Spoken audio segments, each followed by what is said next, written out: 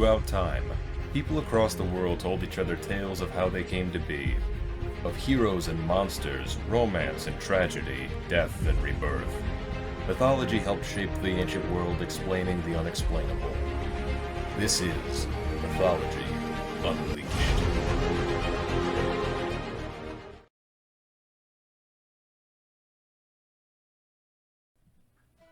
Can you feel it? That chill in the air that nips at your nose as the wind blows cold? As the nights grow longer and days get colder, winter begins to set in, and we see the world change. Flowers and plant life die off or go dormant. Water freezes to ice. Rain turns to snow. Even your very breath becomes visible to the eye. People once believed that snow, ice, frost, the cold were all the work of an invisible, even intangible figure. One who was as much an artist and craftsman as he was a wily trickster. Jack Frost. We have all heard his name in sayings, songs, stories, and poems, and have seen his likeness in art, picture books, and film, namely during the setting of the Christmas season. But just where did the folklore of Jack Frost begin? Countless cultures across the globe have personified the elements and the seasons, such as snow, ice, and winter, in the form of gods, spirits, and supernatural beings, not unlike Jack Frost. In Greek mythology, winter came about as a result of Demeter's daughter, Persephone, descending into the underworld. But the cold and winter were embodied by Boreas, the god of the north wind. In Chinese mythology, there was Tenglu, the goddess of snow who garnered much popularity in the Song and Ming dynasties.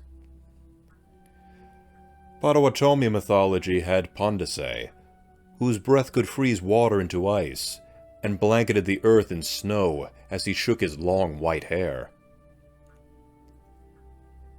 Gaelic mythology had Cailleach, also called Bera, the Queen of Winter, who was responsible for the storms that shaped the Celtic lands. In Norse mythology, certain members of the Jotnar race, the Frost Giants, were the embodiment of winter's worst, freezing the very ground they touched. Anglo-Saxon tradition spoke of Old Man Winter, depicted in art as a balding elderly man with a full beard, blowing huge gusts of icy wind over the land, or turning the landscape into winter with his very presence.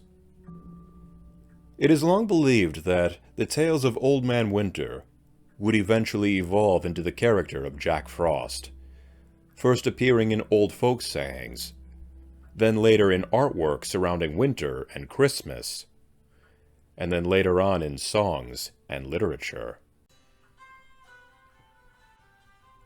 Many winter gods and snow spirits are portrayed as being rather old in both appearance and in mannerism, being cold, bitter, and withered, not unlike how winter is often viewed in temperate zones. Jack Frost, on the other hand, was depicted as a sprite-like figure with a youthful disposition, a short, slight man with icy blue or snow-white skin, adorned in a pointed hat and a coat made of frost, or decorated in ornate fern-like patterns of frost and snowflakes. Instead of harsh and unforgiving, Jack Frost was said to be playful and mischievous, seeing his work as more visual artwork, limited only by his own imagination and the laws of Mother Nature. The Jack Frost we all know today first appeared in literature in 1734 in the pamphlet book Round About Our Coal Fire, or Christmas Entertainments, and later appeared in the 19th century poem The Frost by Hannah Flagg Gould, where he was depicted as a peaceful and artistic character who painted icy pictures on windows and engaged in his fair share of mischief all the while.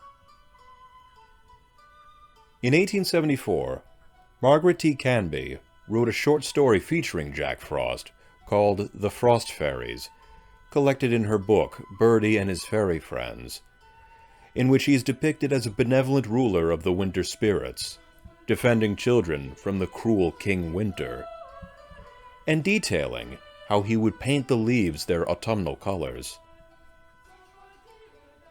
In Little Jack Frost, published in the Aldine in 1875 by Charles Sangster, Jack Frost is shown as mischievous, yet harmless, nipping at people's noses and coating the landscape in snow, before being chased away by Dame Nature in time for spring.